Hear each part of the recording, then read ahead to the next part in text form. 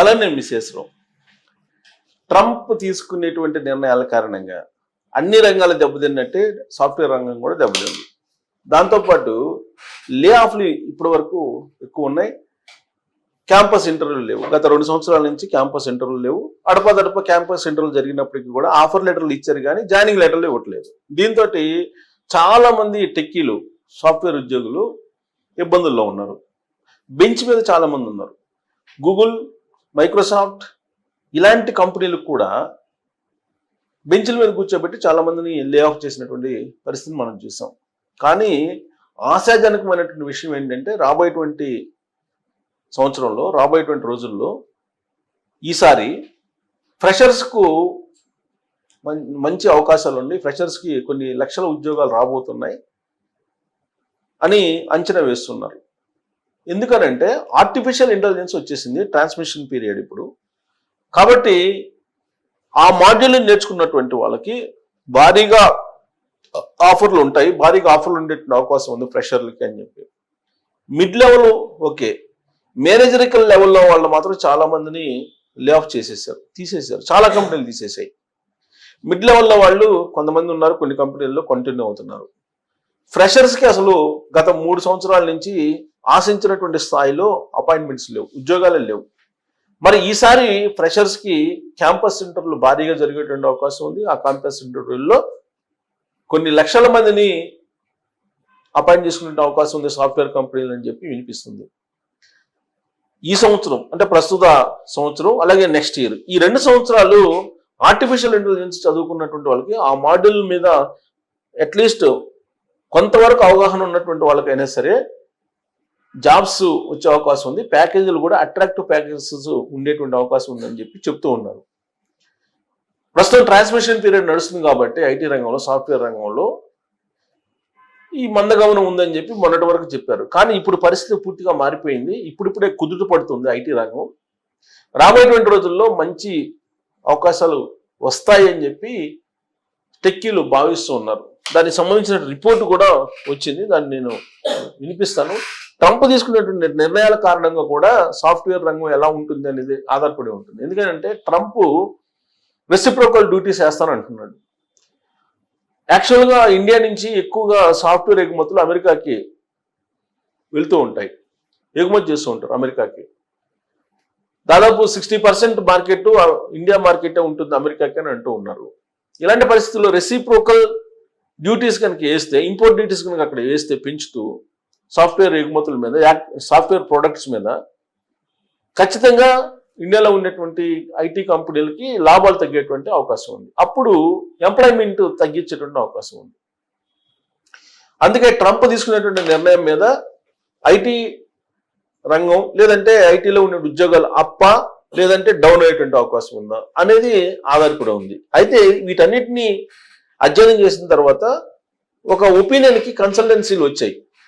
ఎందుకంటే ప్రతి సంవత్సరం కూడా ఎలా జాబ్ ఆపర్చునిటీస్ ఉంటాయి, రాబోయేటువంటి రోజుల్లో ఏ మాడ్యూల్లో అవకాశాలు ఉన్నాయి, వీటన్నిటిని కూడా అంచనా వేస్తూ అధ్యయనం చేస్తూ ఎప్పటికప్పుడు కన్సల్టెన్సీ సంస్థలు తెలియజేస్తూ ఉంటాయి.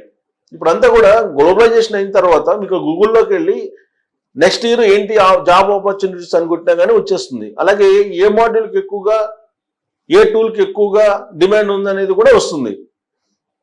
అందుకే ఇప్పుడు నెలకొన్నటువంటి రాజకీయ, వాణిజ్య పరిస్థితులు, అంతర్జాతీయంగా రాజకీయ పరిస్థితులు వీటన్నిటిని బేరీజ్ వేసుకుంటే కనుక ఐటీ రంగం గత 2 సంవత్సరాల నుంచి 3 సంవత్సరాల నుంచి కూడా కొంచెం ఒడిదుడుకులను ఎదుర్కొంటూ వచ్చింది. కానీ ఈసారి అలాంటి పరిస్థితి ఉండకపోవచ్చు అంటున్నారు. బట్ ట్రంప్ తీసుకున్న నిర్ణయం మీద ఆధారపడి ఉంటుందని చెప్పి కన్సల్టెన్సీలు భావిస్తూ వాళ్ళు ఒక రిపోర్ట్ కూడా అనౌన్స్ చేశారు. ఆ రిపోర్ట్ని మీకు చదివి వినిపిస్తాను. ఆ రిపోర్ట్ ప్రకారం జాబ్స్ పరిస్థితి ఏంటి ఐటీ రంగంలో అనేది మీకు అర్థమవుతుంది. వచ్చే ఆర్థిక సంవత్సరం ఐటీలో అంటే 2024-25లో పోలిస్తే హైరింగ్ ఎలా ఉంటుంది అంటే 1,50,000 మంది ఫ్రెషర్లకి నియామకాలు ఉండొచ్చు అని చెప్పి అంచనా వేస్తున్నారు. ఐటీ రంగంలో మళ్ళీ ఉద్యోగ అవకాశాలు పెరగనున్నాయని, సాఫ్ట్వేర్ కంపెనీలు ప్రాంగణ నియామకాల జోరు పెంచే అవకాశాలు కనిపిస్తున్నాయని విశ్లేషకులు భావిస్తున్నారు. ఎందుకంటే ప్రాంగణ నియామకాలు గత 2 సంవత్సరాల నుంచి లేవు. ఉన్నప్పటికీ కూడా ఆఫర్ లెటర్లు ఇస్తున్నారు కానీ అపాయింట్మెంట్ లెటర్లు మాత్రం ఇవ్వట్లేదు.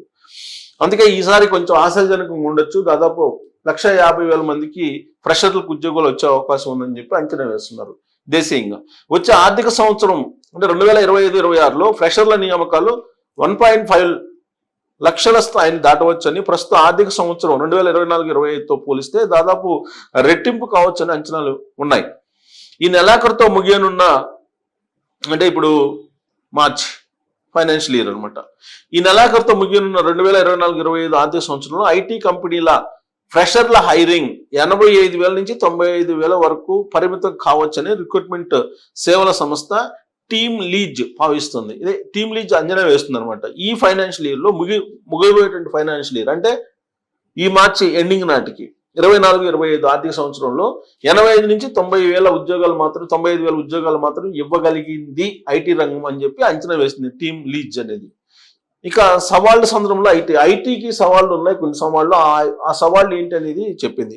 ప్రస్తుతం దేశీయ ఐటీ రంగం పలు సవాళ్ళు ఎదుర్కొంటుంది. ఒకవైపు సాంకేతిక పరివర్తనం అంటే ట్రాన్స్మిషన్, మరోవైపు ప్రధాన ఆదాయ వనరైన ఉత్తర అమెరికా మార్కెట్లో ఐటీ వ్యయాలు తగ్గడం.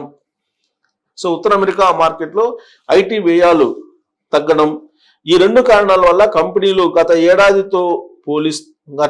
ఏడాదిలో ముందు జాగ్రత్త ధోరణితో వ్యవహరించాయి. అంటే లాస్ట్ ఇయర్ అనమాట, ప్రస్తుతం జరుగుతున్న ఇయర్లో కొన్ని జాగ్రత్తలు తీసుకుని అందుకే మందగమనం ఉందని. వ్యయ నియంత్రణ సాకుతో అంటే ఎక్స్పెండిచర్ తగ్గించుకున్న పనిలో కంపెనీలు పడ్డాయి. ఆ సాకుతో ఉద్యోగాలు కోతలు పెట్టాయి. ప్రాంగణ నియామకాలు పరిమిత స్థాయిలోనే జరిగాయి. ఐటీ రంగంలో ఇప్పుడిప్పుడే హైరింగ్ మళ్ళీ పెరుగుతోందని కంపెనీలు ముఖ్యంగా ఫ్రెషర్లతో పాటు ప్రత్యేక నిపుణుల నియామకాలపై దృష్టి సారించాయని రిక్రూట్మెంట్ ఏజెన్సీలు అంటున్నాయి. కృత్రిమ మీద అంటే ఏఐ, ఆర్టిఫిషియల్ ఇంటెలిజెన్స్, కృత్రిమ మీద, క్లౌడ్ కంప్యూటింగ్, డిజిటల్ పరివర్తన నిపుణులకు డిమాండ్ పెరిగిందని team lease digital chief executive officer నీతి శర్మ తెలిపారు. అంటే 3 మాడ్యూల్కి డిమాండ్ ఉంది. ఏమేంటి?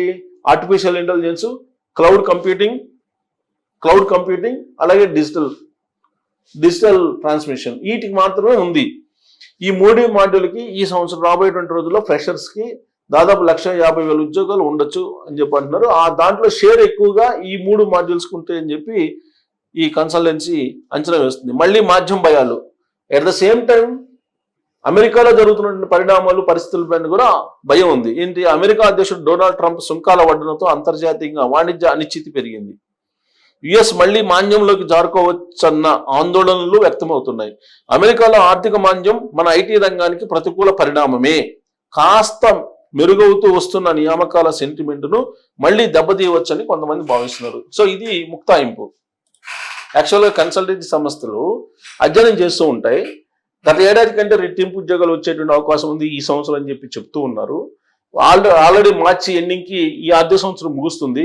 వచ్చే ఆర్థిక సంవత్సరం 25-26 అనమాట. వచ్చే ఆర్థిక సంవత్సరంలో గత ఏడాది కంటే రెట్టింపు ఉద్యోగాలు వచ్చే అవకాశం ఉంది. అది కూడా 3 రకాల మాడ్యూల్లో వచ్చేటువంటి అవకాశం ఉంది. అయితే అమెరికా ఆర్థిక పరిస్థితి మీద ఆధారపడి ఉంది అని చెప్పి ముక్తాయిస్తున్నాయి కన్సల్టెన్సీ సంస్థలు.